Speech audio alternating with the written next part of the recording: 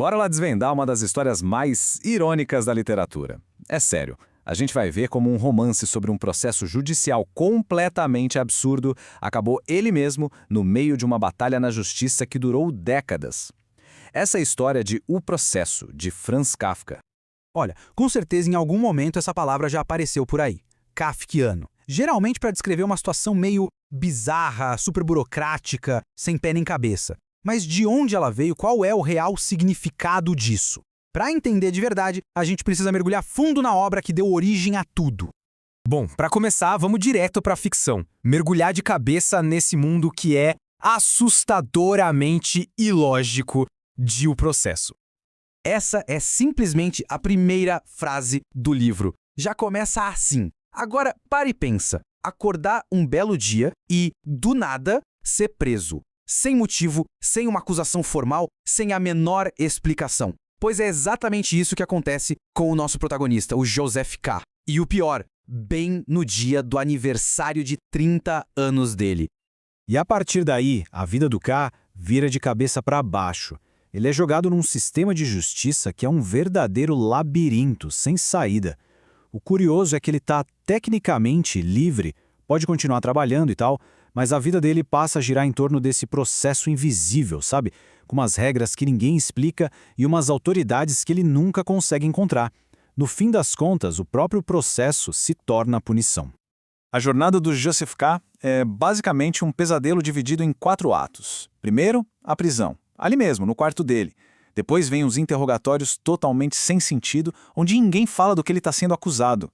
Ele passa um ano inteiro desesperado, tentando entender, tentando se defender, mas o sistema é uma muralha, impenetrável. E o final, bom, na véspera do seu aniversário de 31 anos, ele é simplesmente executado. Morre, como diz o livro, como um cão, sem nunca, jamais saber o motivo. Certo, agora segura aí, porque a história dá uma virada daquelas. A gente vai sair um pouco da ficção para falar do autor, porque a vida real dele adicionou uma camada de ironia a tudo isso que é quase inacreditável.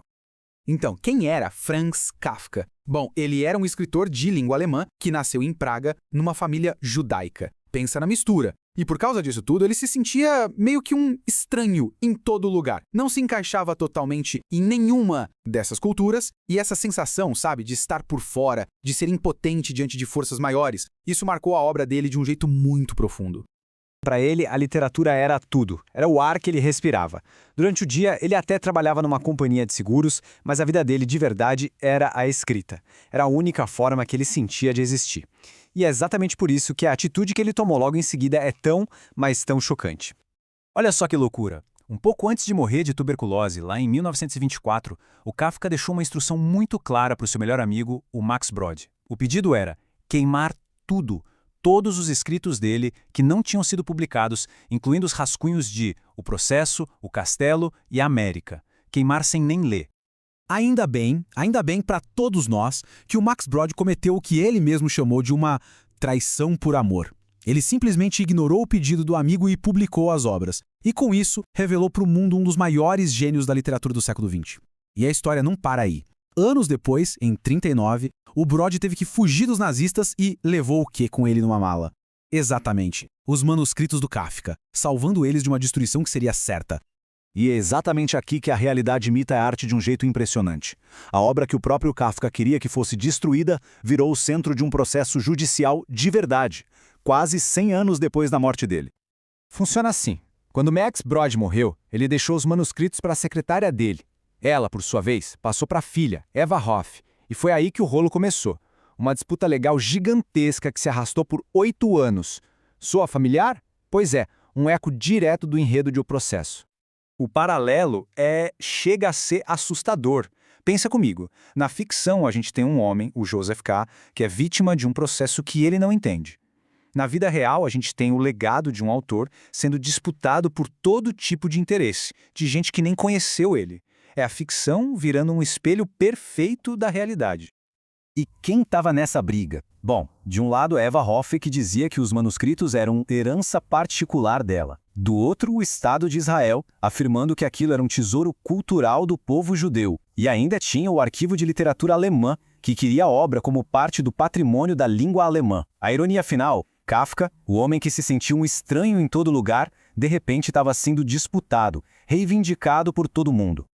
Tá, então, no fim das contas, o que a gente tira disso tudo? Como é que a história do Joseph K. e essa saga toda dos manuscritos ajudam a gente a entender o que de fato significa a palavra kafkiano? Uma situação kafkiana é basicamente isso. É estar preso num sistema que não faz o menor sentido. Um lugar onde as regras são secretas, as autoridades não aparecem e o indivíduo é só esmagado por uma burocracia sem rosto. É aquela sensação de impotência total, de estar lutando contra algo que nem se sabe o que é. A grande crítica do Kafka, o ponto central, é exatamente este. Quando o procedimento, a papelada, a burocracia, quando tudo isso vira mais importante que a verdade ou os direitos de uma pessoa, bom, aí a justiça simplesmente deixa de existir. É como se o meio devorasse o fim. E se a gente olhar para a história de um processo com os olhos do direito de hoje, a coisa fica ainda mais gritante. Dá para ver que todos os princípios básicos que protegem qualquer cidadão foram simplesmente jogados pela janela. A presunção de inocência, o direito de se defender, o acesso ao processo, o julgamento justo e, claro, o mais básico de todos, a dignidade da pessoa humana.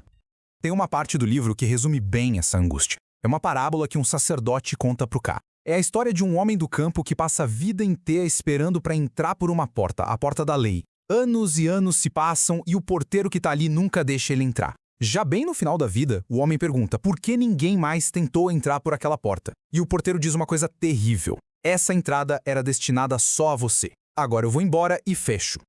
E essa é a grande pergunta que o Kafka deixa no ar pra gente. A lei, com toda a sua complexidade, com toda a sua burocracia, ela é de fato acessível para todo mundo? Ou será que, no fundo, estamos todos um pouco como aquele homem do campo, esperando do lado de fora de uma porta que foi feita para nós, mas que talvez nunca se abra? Uma reflexão e tanto, né?